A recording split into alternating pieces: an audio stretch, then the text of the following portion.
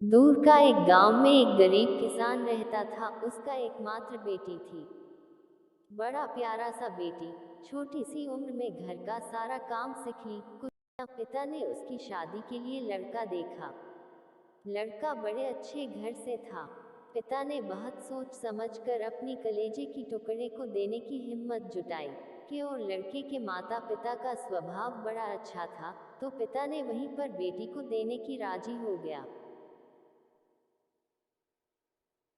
शादी से पहले पिता ने न जाने बहुत परख की लड़का और उसके घर के बारे में।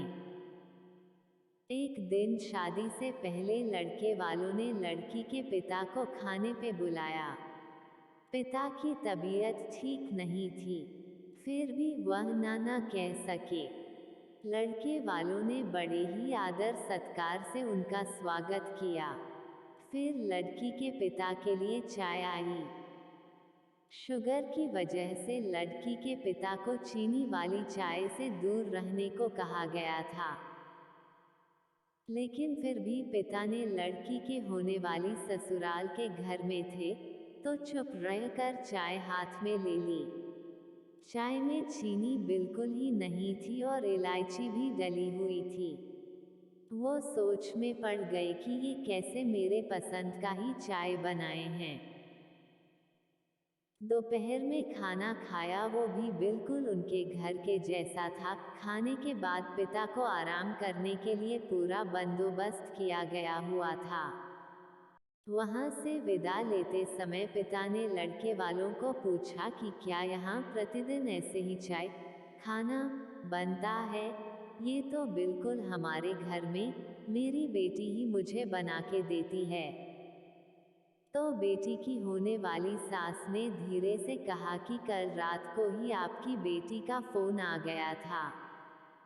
उसने कहा कि मेरे पापा स्वभाव से बड़े सरल हैं, कुछ नहीं बोलते हैं। अगर हो सके तो आप उनका ध्यान रखिएगा। पिता की आंखों में वही पानी आ गया। वो बड़ा भावुक हो गए के पिता जब अपने घर पहुंचे तो घर के हॉल में लगी अपनी स्वर्गवासी माँ के फोटो से हार निकाल दिया। जब पत्नी ने पूछा कि ये क्या कर रहे हो, तो लड़की के पिता बोले, मेरा ध्यान रखने वाली मेरी माँ इस घर से कहीं नहीं गई है, बल्कि वो तो मेरी बेटी के रूप में इस घर में ही जन्म लिए है।